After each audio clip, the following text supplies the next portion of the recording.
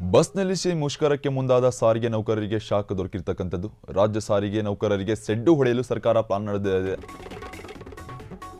Bus ನಿಲ್ಲಿಸಿ ಮುಷ್ಕರಕ್ಕೆ ಮುಂದಾದ ಸಾರಿಗೆ ನೌಕರರಿಗೆ ಶಾಕ್ ದೊರಕಿರತಕ್ಕಂಥದ್ದು. ರಾಜ್ಯ ಸಾರಿಗೆ ನೌಕರರಿಗೆ ಸೆಡ್ಡು ಹೊಡೆಯಲು ಸರ್ಕಾರ ಪ್ಲಾನ್ ರೂಪಿಸಿದೆ. ಒಂದು ವೇಳೆ ಬಸ್ ನಿಲ್ಲಿಸಿದ್ರೆ ಸರ್ಕಾರದ ಆಯ್ಕೆಗಳೇನು ಅಂತಕ್ಕಂಥ ಪ್ರಶ್ನೆ. ಆದರೆ ಅದಕ್ಕೆ ಪ್ಲಾನ್ ಇದೆ. ಪರ್ಯಾಯವಾಗಿ ಖಾಸಗಿ ಬಸ್ಗಳ ಮೊರೆ ಹೋಗಲಿರುವ ಸರ್ಕಾರ. ಖಾಸಗಿ ಬಸ್ಗಳ ಕಾರ್ಯಾಚರಣೆಗೆ ಸರ್ಕಾರ ಪ್ಲಾನ್ ರೂಪಿಸಿದೆ.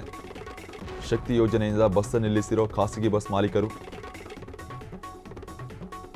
ಖಾಸಗಿ ಬಸ್ ಮಾಲೀಕರ ಜತೆ ಮಾತುಕತೆ ನಡೆಸಿ ಬಸ್ ಓಡಿಸಲು ಸಿದ್ಧತೆ. ಆಂಧ್ರ, ತೆಲಂಗಾಣ ಸಾರಿಗೆ ನಿಗಮಗಳ ನೌಕರರ ಮೂಲಕ ಬಸ್ ಓಡಿಸಲು ತಯಾರಿ. ಬಸ್ ನಿಲ್ಲಿಸಿ ಮುಷ್ಕರಕ್ಕೆ ಮುಂದಾದ ಸಾರಿಗೆ ನೌಕರರಿಗೆ ಶಾಕ್ ದೊರಕಿರತಕ್ಕಂಥದ್ದು. ರಾಜ್ಯ ಸಾರಿಗೆ ನೌಕರರಿಗೆ ಸೆಡ್ಡು ಹೊಡೆಯಲು ಸರ್ಕಾರ ಪ್ಲಾನ್ ರೂಪಿಸಿದೆ.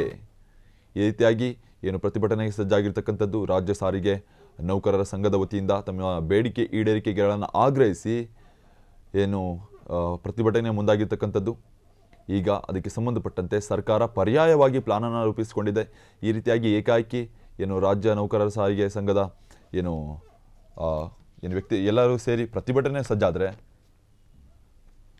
ಅನಂತ ಸುಬ್ಬರಾವ್ ಅವರ ನೇತೃತ್ವದಲ್ಲಿ ನಡೀತಾ ಇರತಕ್ಕಂಥ ಪ್ರತಿಭಟನೆಯಲ್ಲಿ ನೌಕರರು ಭಾಗಿಯಾದರೆ ಅದಕ್ಕೆ ಪರ್ಯಾಯವಾಗಿ ಖಾಸಗಿ ಬಸ್ಗಳ ಮೊರೆ ಹೋಗಿರ್ತಕ್ಕಂಥದ್ದು ಸರ್ಕಾರ. ನಾಳೆ ಸಾರಿಗೆ ನೌಕರರ ಜೊತೆ ಕಾರ್ಮಿಕ ಇಲಾಖೆ ಸಂಧಾನ ಸಭೆ ವಿಫಲವಾದರೆ ಪರ್ಯಾಯವಾಗಿ ಬಸ್ ಓಡಿಸಲು ಪ್ಲಾನ್.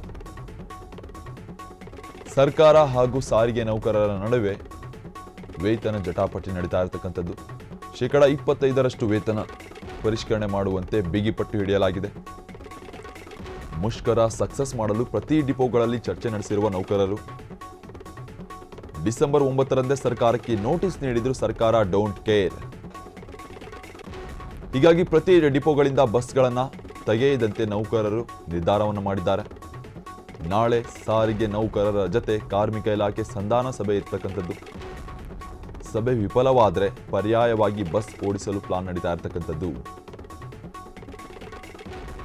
ಸರ್ಕಾರ ಹಾಗೂ ಸಾರಿಗೆ ನೌಕರರ ನಡುವೆ ವೇತನ ಜಟಾಪಟಿ ಸದ್ಯಕ್ಕೆ ಏರ್ಪಟ್ಟಿದೆ.